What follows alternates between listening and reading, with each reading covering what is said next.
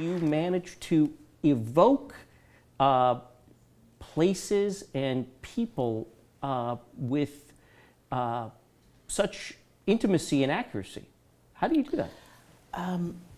Well, one of the things, what's interesting, and I'll tangent for a second too, and we'll come back to it. One of the things I was excited about coming to do this talk is one, just knowing so much about this series, I was honored to be asked, but we don't get a lot of time to see each other, and I'm still have so many, when we were building our work together, we didn't have a lot of time to have sort of larger intellectual discussions about writing from a journalistic standpoint into narrative and narrative fiction moving to journalism. So I was like, oh, maybe we can just sort of have the conversation here with you that we never actually got to have when we were, building the show about, the debauchery of the American civil service forces in Abu Dhabi.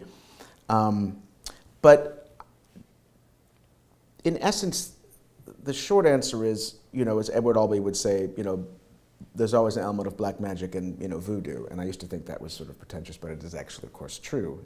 You are, summoning things that sometimes come, sometimes they don't. But really, on a sort of practical nuts and bolts level, at least for me, there's a great deal of time, of course, researching and learning about things the way you do as a journalist and as a writer of books. But there comes a point when you're evoking something, specifically for the stage, even more than for screen and TV, now that I've been doing that as well for the last few years. But for the stage, for me, again, only for myself, you're boring down, you're looking for that telling detail. So you're reading research, you're not reading research for facts, you assume you're going to be absorbing that. But what you're looking for is that magic moment where you just go, ah. For example, my play Blood and Gifts that you were so kind about really couldn't have happened if Steve Cull, who wrote the magisterial one-volume book about the history of how we screwed everything up in Afghanistan and Pakistan called Ghost Wars. And so I got to meet Steve and spend a day interviewing him after reading the book, and we've since become quite close, and he's been a great proponent of mine, but he doesn't even remember this, but when he came to see the play, he was just so, with such a, I geek out when people, sort of legends of the field of journalism like Rajiv or Steve like your play. It's much cooler than the New York Times, giving you a good notice. And so he was really kind about it. He said, I love, my God, you wrote that scene where they're in the embassy in Islamabad and it's the Irish embassy and they're all drinking green beer. How did you know how to do that? I was like, dude, you told me that over coffee. He said, yeah, we spent 2 hours talking, and when you said that one thing, I was like, that's going in the play.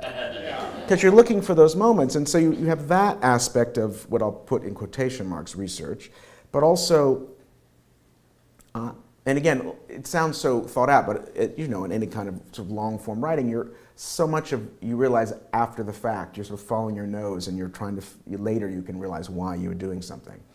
But if there is a formula, for lack of a less constrictive word, I would say that you're looking for scenes and moments and places that you say to yourself, yes, sometimes you get to go to a place, like when we got to go to Abu Dhabi, and I would sort of evoke those amazing locations that you took me to. Or in a play like Blood and Gifts where I didn't get to go, you think, I can evoke that room.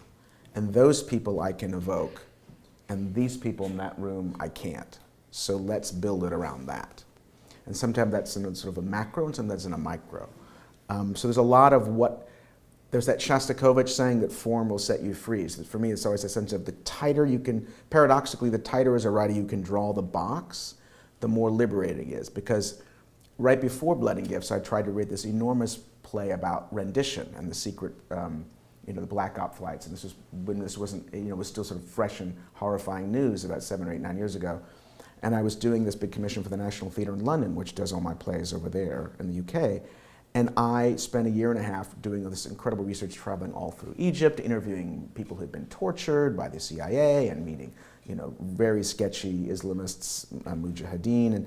And in the end, after a year and a half, I had nothing because I hadn't drawn the box before I got started. And I was like, wow, I've learned a lot about how to drink Turkish coffee in the back streets of Cairo, but I ain't got no play. So that was interesting. Yeah.